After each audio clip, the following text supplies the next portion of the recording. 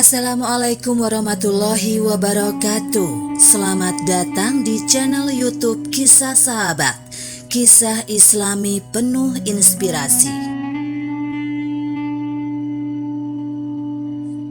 Cerita sahabat Nabi Muhammad SAW, Abu Dzar Al-Ghifari masuk Islam karena melihat anjing minum susu.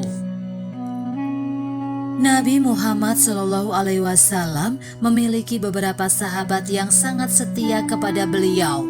Salah satunya adalah sahabat Abu Dzar Al-Ghifari. Pada cerita sahabat Nabi Muhammad SAW kali ini akan menceritakan tentang sahabat Abu Dzar Al-Ghifari. Sebelum Islam datang, penduduk Mekah dan sekitarnya tercatat menyembah berhala. Beberapa tokoh ternama yang kemudian dikenal sebagai sahabat utama Rasulullah pun sebelumnya menyembah patung, termasuk Abu Dzar Al-Ghifari.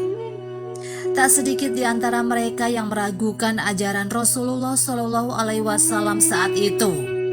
Namun pada akhirnya para sahabat mengetahui jika berhala yang mereka sembah tidaklah benar.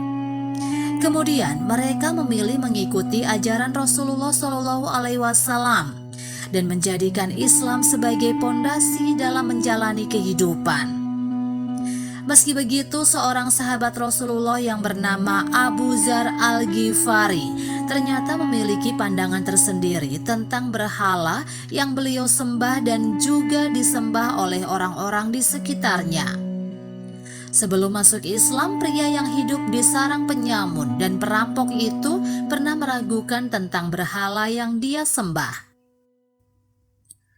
Sebelum memeluk agama Islam, beliau sering merampok orang-orang yang berada di sekitar negerinya, sehingga beliau sangat dikenal sebagai perampok besar dan sempat memiliki julukan Jundab. Suatu ketika, Abu Dzar Al-Ghifari membawa sesajen berupa susu ke berhala yang disembahnya sebelum masuk Islam. Berhalanya bernama Nam dan disajikan susu tersebut. Abu Dzar Al-Ghifari berkata, "Wahai Nam, aku bawakan susu untukmu." Tak lama kemudian datanglah seekor anjing yang meminum susu tersebut sampai habis. Lalu anjing itu kencing di tempat susu yang kosong tersebut. Kejadian itu membuat Abu Dzar Al-Ghifari terdiam dan berpikir. Beliau pun memutar otaknya lantaran berhala yang beliau sembah sama sekali tak berkutik dengan perbuatan anjing tersebut. Abu Dzar Al-Ghifari kemudian mulai meragukan dengan apa yang telah beliau dan keluarganya sembah selama ini.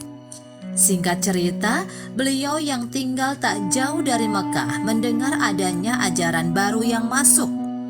Ajaran itu adalah agama Islam yang mengajarkan pada tatanan kedamaian dan juga melakukan hal-hal yang baik. Abu Dzar Al-Ghifari radhiyallahu anhu merupakan salah seorang sahabat Nabi Muhammad yang terkenal. Di kemudian hari, beliau terkenal dengan kesuhudan dan keilmuannya. Ali bin Abi Thalib radhiyallahu anhu berkata, Abu Dzar memiliki ilmu yang orang lain tidak mampu memperolehnya, hanya saja dia menyimpannya. Dalam kitab Fadilah Amal yang ditulis oleh Maulana Zakaria Al-Kandahlawi disebutkan, ketika pertama kali beliau mendengar kabar tentang kenabian Muhammad SAW, beliau mengirimkan saudaranya ke Mekah untuk memastikan berita itu. Kepada saudaranya beliau berkata, apabila ada orang yang mengaku telah datang wahyu kepadanya dari langit, selidikilah keadaannya dan dengarkanlah baik-baik perkataannya. Saudaranya pun pergi ke Mekah. Setelah menyelidiki keadaan di sana, dia pun kembali dan melapor kepadanya. Aku melihatnya memerintahkan kebaikan dan akhlak yang mulia, dan aku mendengar ucapan yang bukan ucapan ahli syair atau ucapan ahli sihir. Abu Dzar Al-Ghifari tidak puas dengan laporan ringkas dari saudaranya. Beliau memutuskan untuk pergi sendiri ke Mekah. Setibanya di sana, beliau langsung menuju Masjidil Haram.